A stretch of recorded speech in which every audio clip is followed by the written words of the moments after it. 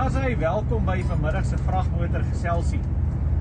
Ons praat vanmiddag bietjie die eeuoue debat Afrikaner, boer, boere, Afrikaner.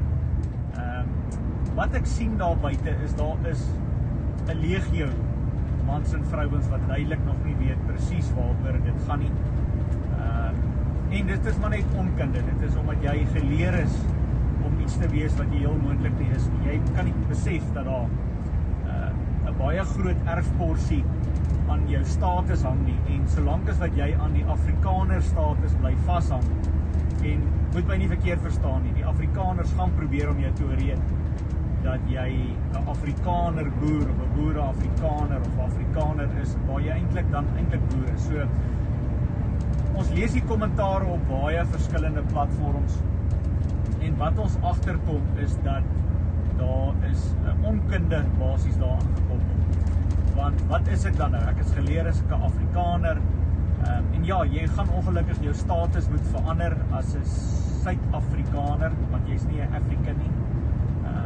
Jy is 'n boer as jy uit die boervolk gebore is, en hierdie ding gaan suiwer oor erfregtelike reg. Slegs die boervolk kan aanspraak maak op dit wat die boervolk verloor het in 1902. Nou daarvoor moet jy 'n statuskorreksie maak, en daai statuskorreksie is 'n klomp papierwerk wat jy moet invul. Hoofkantoor sal jou help daarmee, en dit word weggestuur vir sekere departemente waar jy die bedrog wat teen jou naam en hoofletters gepleeg is basies tot niet maak, en dan vat jy dit van daar af. Nou, hoe ons ook al daarna kyk, is dat jy gaan moet sien dat jy 'n dooie staatsentiteit is met jou Suid-Afrikaanse ID-dokument, en deurdat jy jouself ontvoeg, plaas jy jouself van 'n de facto korporasie af na 'n land- en grondjurisdiksie toe. Nou, baie groot woorde, maar in kort gaan dit oor, jy moet jou status korrigeer as jy uit die boervolk is. Nou, hierdie is nie 'n wensdinkery of jy kan wens jy's 'n boer of so nie. Hierdie gaan suiwer oor erfreg.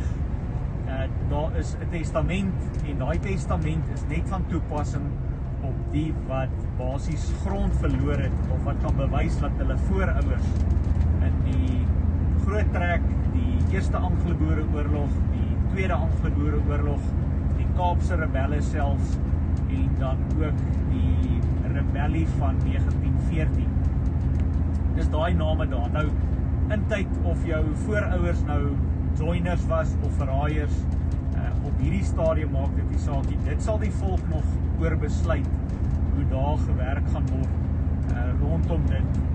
Maar, en as ek nou 'n uiterste voorbeeld kan gebruik, as jy 'n boetie of 'n sussie het, en hulle geloofsiening verskil van joune, dan beteken dit nie, jy kan nie erf saam met hulle nie. So, kom basies op dieselfde ding neer. So, dit sal die volk in tyd nog besluit, eers wanneer die erfgename almal saam op 'n tafel kan kom, maar daarvoor moet jy eers die erfgename identifiseer. En dit is hoekom jy moet ontvoeg, want as jy nie jou status opneem as 'n lewendige man of lewendige vrou nie, kan jy nie op 'n land- en grondjurisdiksie staan nie. Nou, slegs die ZR boervolk wat die nodige dokumentasie ingestuur het, kan aanspraak maak al. Hier is nie 'n groepering van waar daar iemand is wat homself as 'n leier geïdentifiseer het. Almal op die streeksvergadering en op die tribunaal is verkies uit die volk uit, deur die volk, vir die volk, as hulle verteenwoordigers.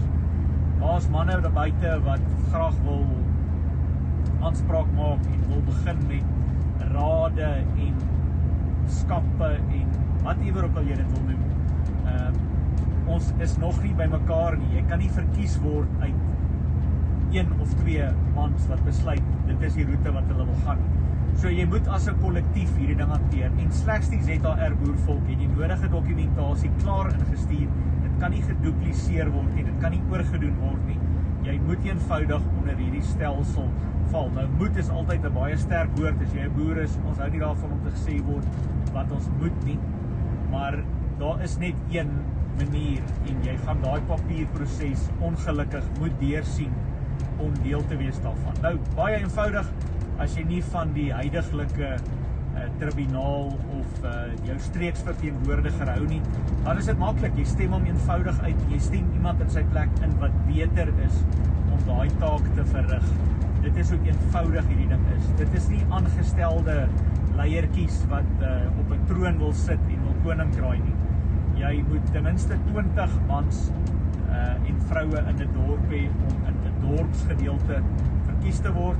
Sou dit nie daar wees nie, dan kan jy die tribunaal nader of die streeksvergadering en jy kan vra dat jy graag die volk wil dien in jou dorp om dit uit te bou, om die 20 mans en vrouens bymekaar te maak en dan kan jy aangestel word as 'n aanstelling deur die tribunaal dan om daai spesifieke taak basies te verrig.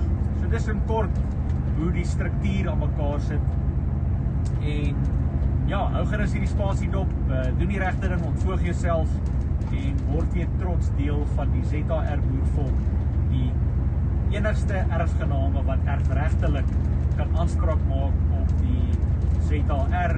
Dit sal dan insluit die Transvaal, die Vrystaat en dan die basies 26 republieke wat binneland sowel as in die buiteland is.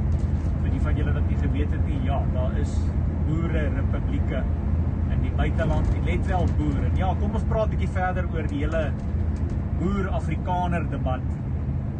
Want hulle gaan probeer om jou te oorreed dat jy's Afrikaner. En Afrikaners het nie erfreg nie. Dit is al beproef. Daar is 'n paar kontrole wat al Den Haag toe was en aan die internasionale hof toe. En hulle het nie verder as die deur gekom nie, want hulle identifikasiedokumentasie sê dat hulle is Suid-Afrikaners. En as jy deel wil wees van die boervolk, kan jy nie 'n Suid-Afrikaner wees nie. So, baie eenvoudig, daar's papierwerk wat vir RSA klaar ingestuur is, daar is geen kapsie daarteen gemaak nie, so daai goed staan vas en ons werk volgens dit. Nou, ons dokumentasie sê aan RSA dat ons behou die reg voor om hulle dokumentasie te gebruik tot tyd en wyl die boervolk se stelsel op die been is en daai ding is baie mooi in wording, ons vorder al baie ver met dit en as gevolg van die sensitiwiteit daarvan gaan ons nie alles uitklap nie, maar ja, hou gerus hierdie spasie dop, ons is hard besig en as manne wat onverpoos werk om hierdie ding vorentoe te vat en ons dokumentasie net sterker te maak en beter te maak tot voordeel van ons ZAR boervolklede.